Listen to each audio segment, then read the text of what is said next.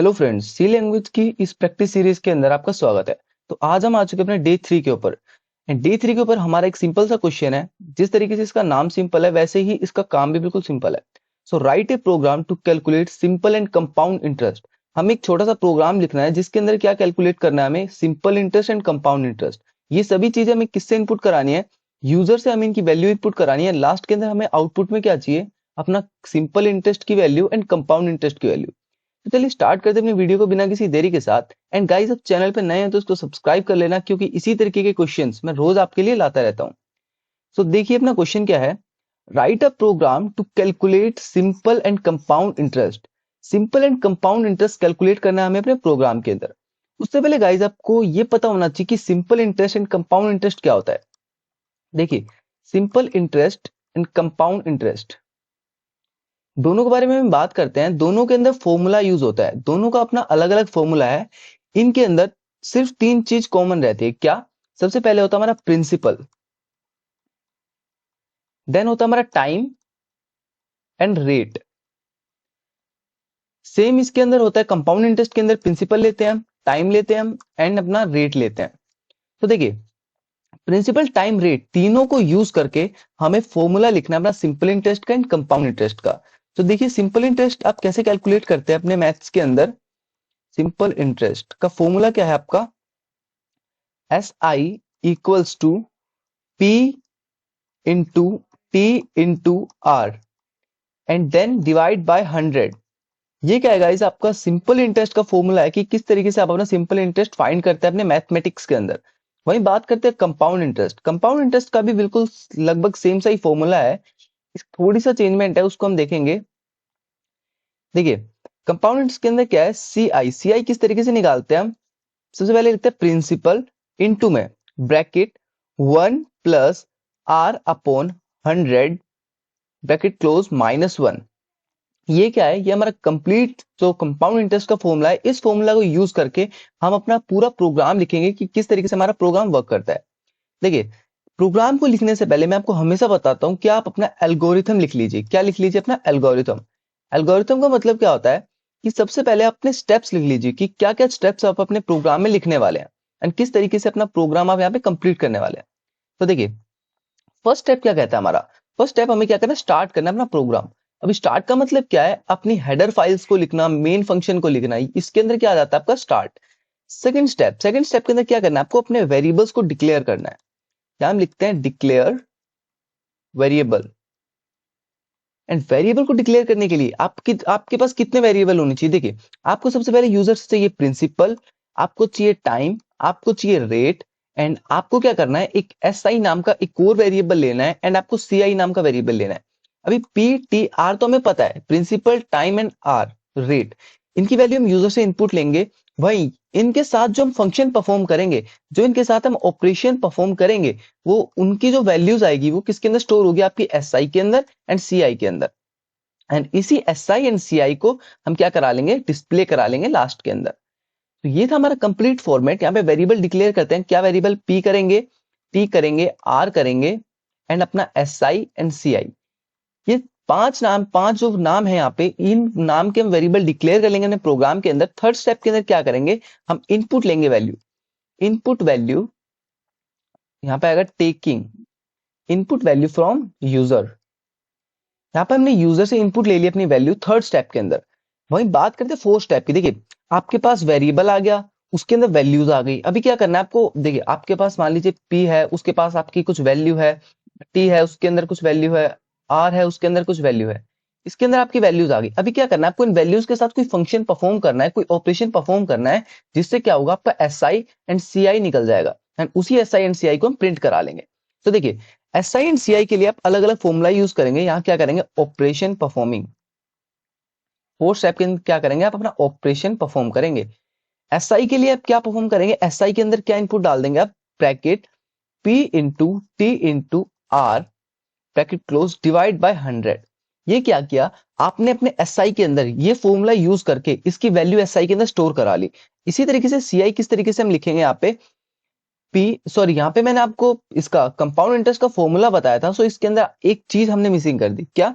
हमने यहाँ पे टाइम नहीं लिया। देखिए, पी लिया है, आर लिया है, टाइम क्या आएगा इसकी पावर के अंदर, ठीक है।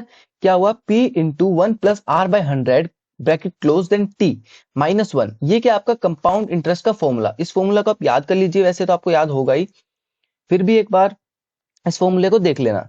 यहाँ पे क्या करने वाले हैं, P into bracket close POW। POW का मतलब क्या है, सी लैंग्वेज के अंदर आप एक फंक्शन यूज करते हैं POW। POW का मतलब क्या होता है, पावर। पावर फंक्शन कैसे काम करता है मैं यहाँ पे लिख के दिखा देता हूँ। POW के अंदर क्या करते हैं, आप एक x लिखते हैं, एक y लिखते हैं, ठीक है। कोमा के बाद जो वैल्यू आती है वो इसकी क्या होती है, पावर। मतलब इसका जो आउटपुट है वो क्या होगा, x की पावर y। क्या होगा, x की पावर y। उसी तरीके से P इंटू ब्रैकेट करते हैं पावर, पावर के अंदर एक और ब्रैकेट लगाते हैं, उसके अंदर क्या लिखने वाले हैं, 1 + R डिवाइडेड बाय 100। यहां पर हमने लिख लिया, अभी इसके ऊपर क्या आनी चाहिए, हमारी पावर आनी चाहिए t की। सो मैं यहां के लिख देता हूं t, then bracket close and -1। ये क्या हो गया, हमारा कंप्लीट पूरा फॉर्मूला हो गया। किस तरीके से हम अपना फॉर्मूला लिखने वाले अपने प्रोग्राम के अंदर, जैसे प्रिंसिपल इंटू पावर, POW का यूज करेंगे पावर के लिए, bracket 1 + R divided by 100, then coma.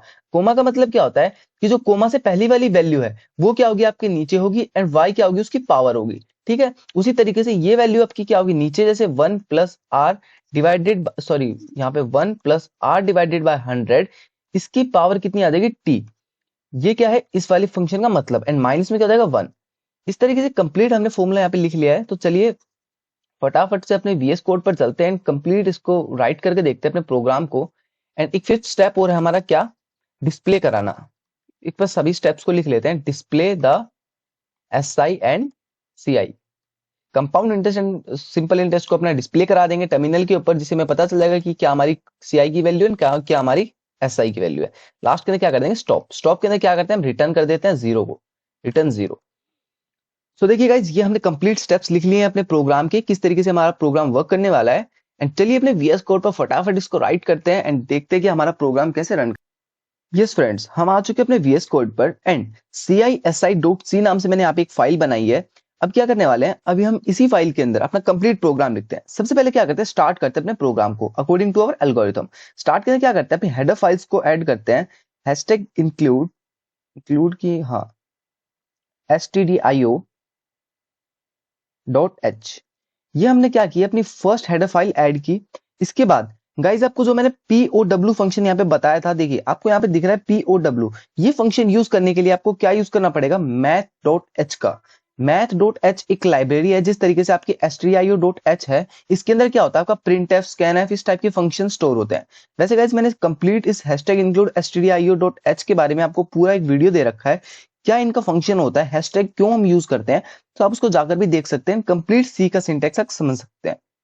तो देखिए यहाँ पे हमने फाइल ऐड की। अब क्या करने वाले हैं, हम अपनी एक और हेडर फाइल ऐड करेंगे, जिसके अंदर क्या होगा, हमारा .math होगा, जिसके अंदर मैथ के हम सभी फंक्शंस को यूज कर पाएंगे। जैसे हमने पावर फंक्शन को यहाँ पे यूज करना है, ठीक है। ये हमने हैशटैग इंक्लूड math.h यहाँ पे लिख दिया है। अभी अभी हम करने वाले अपना main function start, int main. देखिए हमने अपना कंप्लीट स्टार्ट का जो फॉर्मेट है वो लिख दिया है, पूरी हेडर फाइल लिख दिया है, मेन फंक्शन लिख दिया है। अभी हम वेरिएबल को डिक्लेयर करते हैं। सेकंड स्टेप क्या था हमारा, डिक्लेयर वेरिएबल। वेरिएबल डिक्लेयर करेंगे हम फ्लोट के अंदर, क्योंकि guys compound interest, simple interest, जो मैथ की जो वैल्यूज है गाइस, पॉइंट्स के अंदर भी जा सकती है। एंड इन्हीं पॉइंट्स के अंदर स्टोर कराने के लिए हम क्या लेते हैं, फ्लोट को लेते हैं। तो क्या क्या वेरिएबल थे हमारे, सबसे पहले था हमारा P, T, R। तीन वेरिएबल थे हमारे, क्या, प्रिंसिपल, टाइम एंड रेट। उसके बाद हमें क्या और लेना था, SI एंड CI। ये हमने 5 वेरिएबल यहाँ पे डिक्लेयर कर दिए, एंड यहाँ पे हमने कॉमा नहीं लगाया, हाँ ठीक है। यहाँ हमने 5 वेरिएबल डिक्लेयर किए हैं, एंड इन्हीं 5 वेरिएबल के साथ हमें पूरे प्रोग्राम के अंदर खेलना है। देखिए आ चुके हैं।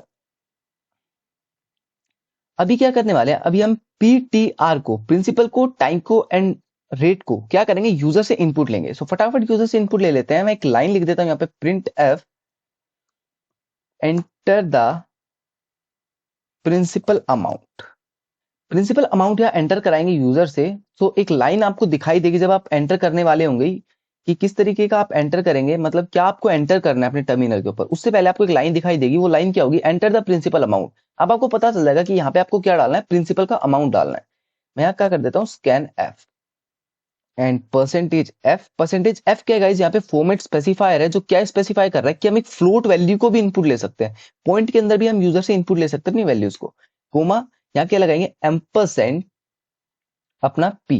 मैंने यहाँ पे प्रिंसिपल को इनपुट ले लिया है एंड एम्परसेंड का यूज किस लिए किया है कि जो हम वैल्यू डालेंगे वो किसके अंदर आगे स्टोर होनी चाहिए, पी के अंदर, मतलब पी के अंदर वो वैल्यू आपकी स्टोर हो जाएगी। ठीक है, तो यहाँ पे एंटर द टाइम, यहाँ लिख देता हूं मैं enter the time and enter the rate. यहाँ पे वैल्यू चेंज करते हैं, टाइम की जगह हम पी की जगह टी कर देते हैं एंड यहाँ पे हम आर कर देते हैं।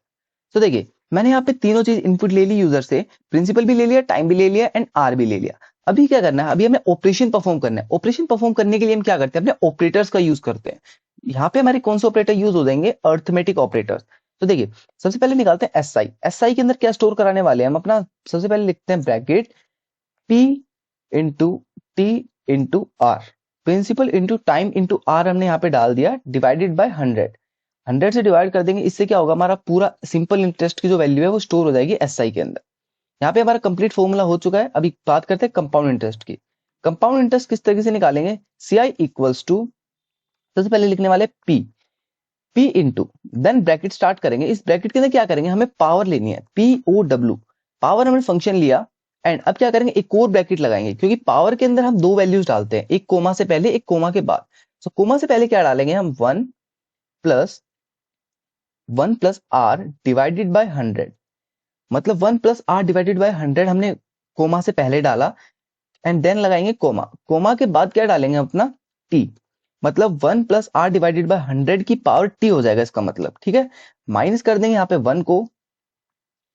यहाँ पे हमारा कंप्लीट सीआई का फॉर्मूला हो चुका है, किस तरीके का हमारा कंपाउंड इंटरेस्ट आने वाला है। तो चलिए फटाफट से इसको डिस्प्ले करा लेते हैं अपने टर्मिनल पे। डिस्प्ले कराने के लिए हम प्रिंट एफ का यूज कर लेते हैं, print F. So simple interest equals to, यहां मैं लगा देता हूं अपना परसेंटेज 0.3f। अभी 0.3f का मतलब क्या है, देखिए 0.3f का मतलब क्या है कि जो फ्लोट की जो वैल्यू होगी गाइस वो बहुत ज्यादा पॉइंट के अंदर आएगी एंड हमको क्या चाहिए, सिर्फ लास्ट के 3 पॉइंट तक की वैल्यू चाहिए। उसके लिए हम क्या यूज करते हैं, 0.3। अभी आपको 4 तक चाहिए 0.4, 5 तक चाहिए 0.5, इस तरीके से आप यूज करते हैं अपने पॉइंट्स को। एंड यहाँ पे मैंने यूज कर लिया है अपने 0.3f को क्योंकि मेरे को सिर्फ 3 पॉइंट के बाद 3 वैल्यू तक ही वैल्यू चाहिए। एंड यहाँ पे हम प्रिंट कर देते हैं अपने एसआई को एंड सेमीकोलन। अब दोबारा हम सेम तरीके से यहाँ पे प्रिंट करते हैं, इसको कॉपी कर लेते हैं क्योंकि हमें सिर्फ दो चीजें चेंज करनी है यहाँ पे, कंट्रोल सी एंड हाँ, यहाँ पे क्या चेंज करेंगे, कंपाउंड इंटरेस्ट एंड वैल्यू हो जाएगी यहाँ पे एसआई की जगह सी आई। सो गाइज यहाँ पे हमारा डिस्प्ले हो चुका है। अब लास्ट स्टेप क्या था हमारा, रिटर्न कर देना है। यहाँ कर देता हूं मैं रिटर्न, जिससे क्या पता चल जाएगा हमारे कंपाइलर को कि हमारा प्रोग्राम क्या हो चुका है, खत्म हो चुका है। देखिए कंप्लीट प्रोग्राम यहाँ पे लिख चुके हैं एंड इसको हम क्या करेंगे, अब रन कराएंगे। चलिए अपने प्रोग्राम को रन करते हैं। देखिए प्रोग्राम को रन करने पर आपको सबसे पहले एक लाइन दिखाई दे रही है आपके टर्मिनल के ऊपर, enter the principal amount. Principal amount डालिए, प्रिंसिपल अमाउंट हम कुछ भी डाल देते हैं एंड एंटर द टाइम। अभी क्या पूछ रहा है कि कितने टाइम के लिए आपने मनी लिया है। सो 23 ईयर्स मैंने ऐसे ही डाल दिया and enter the rate, rate कितना है 5%। अभी एंटर करते हैं एंड आपको दिख रहा है यहाँ पे सिंपल इंटरेस्ट की वैल्यू क्या है आपकी, 269,752.063। अब यहाँ पे 063 सिर्फ 3 डेसिमल तक वैल्यू आई है एंड यहाँ पे हम 0.3f यूज नहीं करते। यहाँ पे हम 0.3f यूज नहीं करते तो क्या वैल्यू आती है आपकी, मल्टीपल, मतलब 5 to 6 डेसिमल तक आपकी यहाँ पे वैल्यू आती है। कंपाउंड इंटरेस्ट आपका क्या है, 485,911.125। इस तरीके से हम अपने compound interest, simple interest print करा लिया अपने यूजर से। एंड गाइस यहाँ पे हमारी वीडियो कंप्लीट होती है। इसके अंदर हमने बहुत इंटरेस्टिंग सा क्वेश्चन किया है, एक simple interest and compound interest calculate करने के लिए कैलकुलेटर फॉर्म किया था हमने। सो अब बात करते हैं हम डे 4 के अंदर क्या पढ़ने वाले हैं। डे 4 के अंदर हम एक क्वेश्चन करेंगे जिसके अंदर हम इवन एंड ओड जो नंबर है उसको डिस्टिंग्विश करेंगे कि कौन सा नंबर इवन एंड कौन सा ओड है, वो आपका कंपाइलर आपको आउटपुट देगा। सो मिलते हैं नेक्स्ट पार्ट के लिए, सो मिलते हैं नेक्स्ट पार्ट के साथ। अभी के लिए कीप कोड।